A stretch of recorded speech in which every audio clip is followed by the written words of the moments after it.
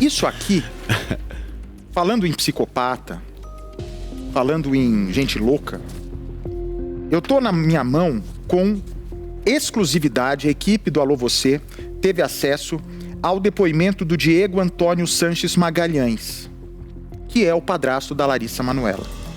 E a doutora Eliana Passarelli me liga ontem à noite falando assim: Bart, se você conseguir esse documento, você veja se realmente tem essa história dele ser chamado de corno, porque tá me parecendo mais uma ficção, não é, doutora? Uma ficção para esconder o que pode ser o real motivo do crime, correto? E eu consegui aqui o que a senhora me pediu, ó. Diz o Diego: Larissa, em que pese estivesse acordada, ele entrando na casa. E ele diz aqui o que eu achei bem estranho, que a mãe deixava a porta aberta todo dia. Gente, uma menina de 14... Quantos anos ela tem? Não é 14, 11. É 11, né? 10, 11 anos? 10, 11 anos. Numa comunidade dominada por traficantes. Deixava a porta aberta da casa. Segundo ele conta aqui. Aí... e ele já disse aqui, o Diego, tá, Felipe? Você que é uma pessoa que tem muito sentimento, você que é esperança. Ele disse o seguinte pro delegado: olha, o Diego afirma pro delegado que já teve problemas em relacionamento amoroso antigo. E que levou a ficar com problemas, inclusive já tentou com sua própria vida em vista do antigo relacionamento, esclarecendo que naquele relacionamento houve traição por parte da pessoa com a qual nutria aquele relacionamento amoroso, razão pela qual procurou auxílio de familiares e até da igreja para superar a traição. Aprendeu tudo, né? Não, e isso... Aprendeu na igreja, e agora, aprendeu tudo. Agora me responde. E isso... Porque ele declarou isso.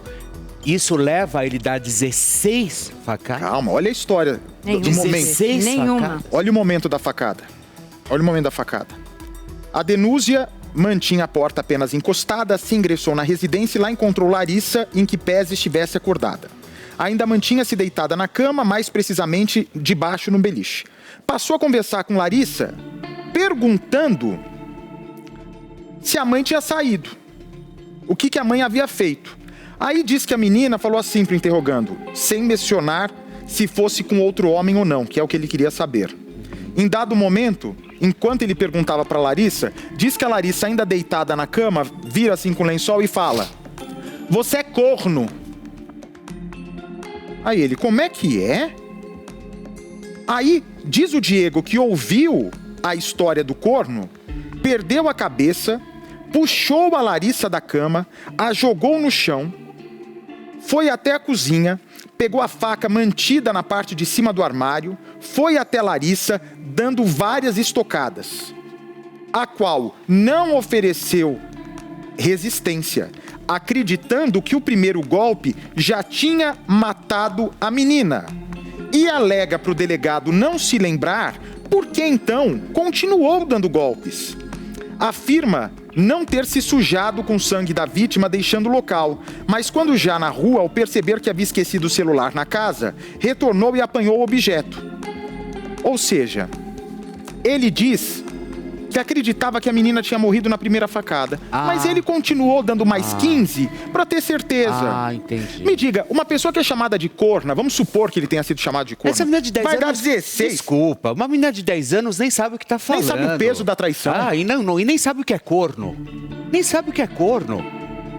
Corno você sabe que é uma coisa que uma hora todo mundo vai ser. Desculpa, não é isso. Isso já estava premeditado. Ele já queria matar essa garota de alguma forma, pessoal. Isso vocês podem ter absolutamente certeza. Porque quando a menina chama ele de corno, isso é motivo para ele ir lá e pegar uma faca e dar 16 facadas na garota? E volto a falar, uma garota de 10 anos de idade. Vocês acham que sabe qual é o peso de uma palavra corno? E aí me chama a atenção. A menina é puxada da cama, que ele é baixinho, né? O porte físico dele é pequeno.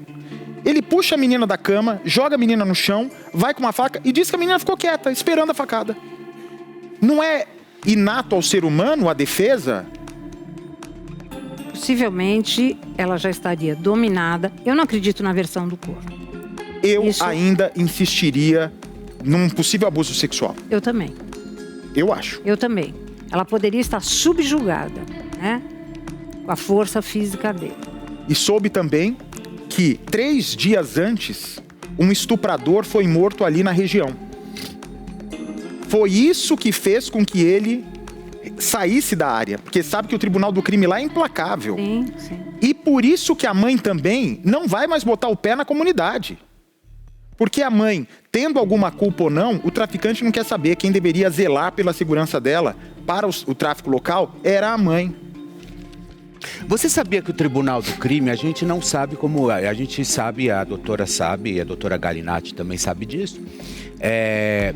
A gente não sabe qual é o envolvimento deles ali, se há algum envolvimento, mas em alguns casos, inclusive dessas grandes facções, existe o Tribunal do Crime, ou seja, aonde se houver uma traição da mulher com o marido, eles escolhem o que tem que fazer, inclusive para que isso seja resolvido. E vai saber se de repente chegarem e falar assim para ele, você vai ter que, inclusive agora a gente quer a vida da sua filha. E mais, a gente viu, não Felipe? sabe o que pode acontecer. O próprio Tribunal do Crime, não falando em Tribunal do Crime, mas vou falar bem entre aspas, né? O código, isso ou não é? Código de ética deles não permite os crimes sexuais. Não são admissíveis. E lá no Rio de Janeiro, como é que eles fazem? Porque nas comunidades, raramente você vê esse tipo de crime no Rio de Janeiro.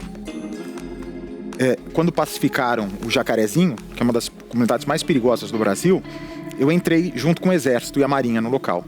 Você acredita que eles construíram uma arquibancada, de frente para um córrego com água que não ficava parada, ficava correndo, água corrente. Aí, olha, ouve isso. Eles pegavam a pessoa, pega o acusado, vamos supor, o maníaco sexual acusado. Uma pessoa da comunidade para defender, para testemunhar a favor do maníaco sexual e a outra parte para acusar. E o chefe do tráfico vai ouvir os dois lados e vai decidir. Naquele lugar do Jacarezinho, que eu não sei, hoje tem violência de novo, eu não sei se ainda funciona esse ponto que é do lado do trilho do trem, num córregozinho, quem é de lá sabe, num córregozinho do lado. Se a pessoa é condenada ali, com a comunidade toda vendo o show na arquibancada, eles vão, dão um tiro de fuzil, jogam o corpo, que é levado pela água corrente até uma área onde tem porcos e os corpos comem. Os porcos comem os corpos. É assim que funciona. SBT News, o maior canal de notícias do YouTube.